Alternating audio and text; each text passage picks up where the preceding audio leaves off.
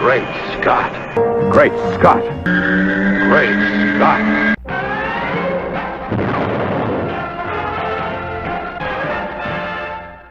Hello everyone and welcome to another fabulous episode of Great Scott. I'm Scotty V. Thanks for watching.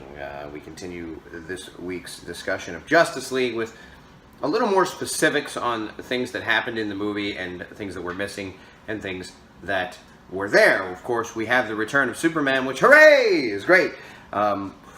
He comes back fighting the League, which is something I didn't really want. I didn't necessarily want more negativity surrounding Superman. The idea that he can be a loose cannon, or he can decide to kill his friends, or he can decide to destroy the world, or he can decide to make jokes about people bleeding. Now, it was a great line. He picks up Batman. He asks him, "Do you bleed?"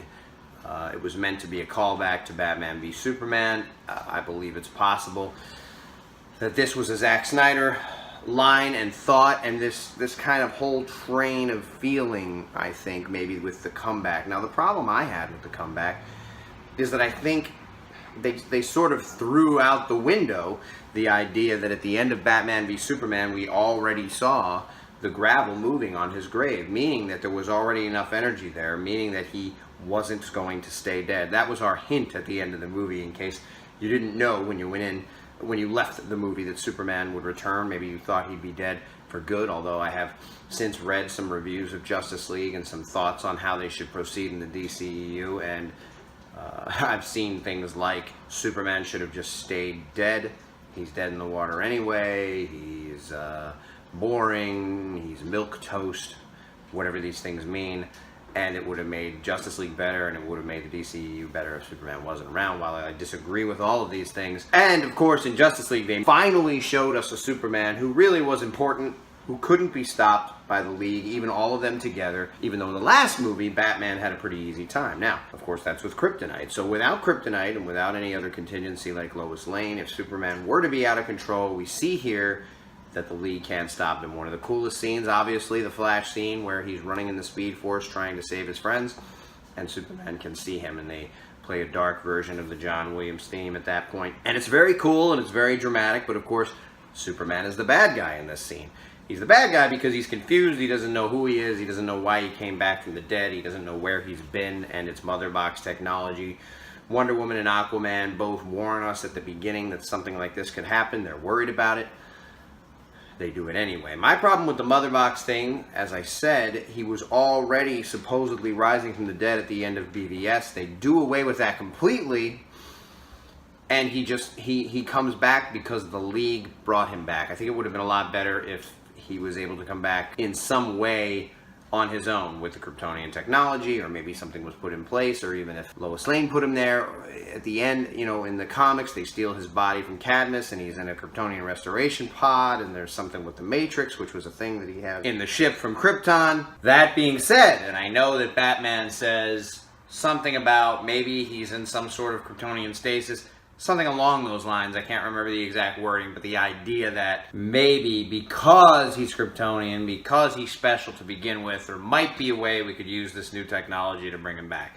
So, of course, it all comes back to Batman and being Batman's idea, and therefore the League brings him back to life. It just seems way too easy. Flash does it. It works. He wakes up, then they have this big battle that ensues, and we see this great, like I said, this great scene where he can see Flash in the Speed Force, and he takes on all of the heroes in the League, and it's not a problem at all.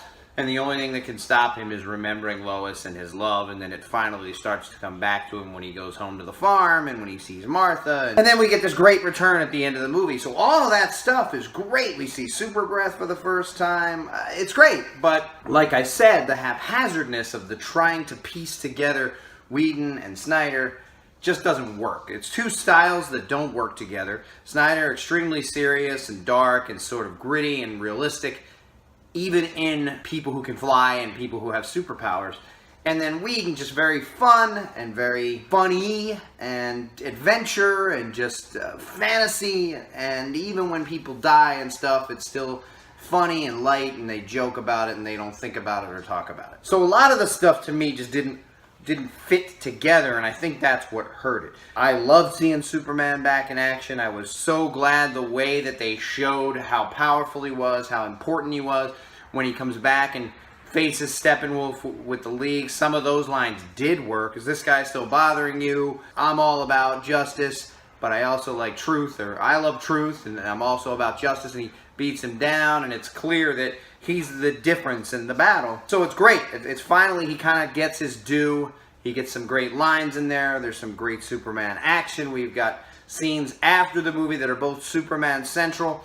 So there's a lot of great stuff to like, and I wonder whose ideas were what, but I can certainly feel tone and comedic input from Whedon. And then there are some scenes, like the scene on the farm with Lois, feels like a Zack Snyder scene. The scene on the farm with Martha and Lois, where they're hugging him and they're so happy that he's back. That feels like it was there. Feels like it was written by Snyder and friends before Whedon came on.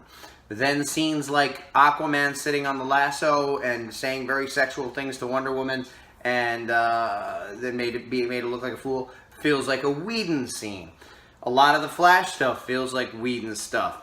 But I liked most of it. I liked that he was kind of, it's not Barry, but I liked that he was kind of nervous and twitchy. It kind of fits with the power set. So there was a lot to like, and then there was a lot that kind of fell flat for me. I'm very disappointed that we didn't get to see the full trilogy as envisioned by Zack Snyder, and how it really came, you know, no Man of Steel theme, or very little, which was a great theme, a very epic theme, very dramatic theme.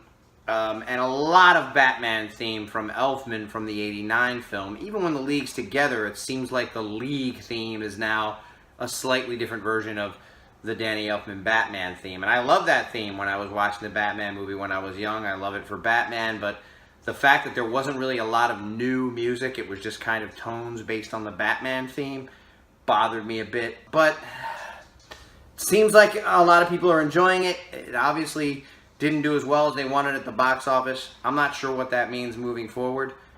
But I do want to see the film again, and maybe I'll change some of my view as I enjoy the scenes that I do love and try to look past a lot of the sloppy effects.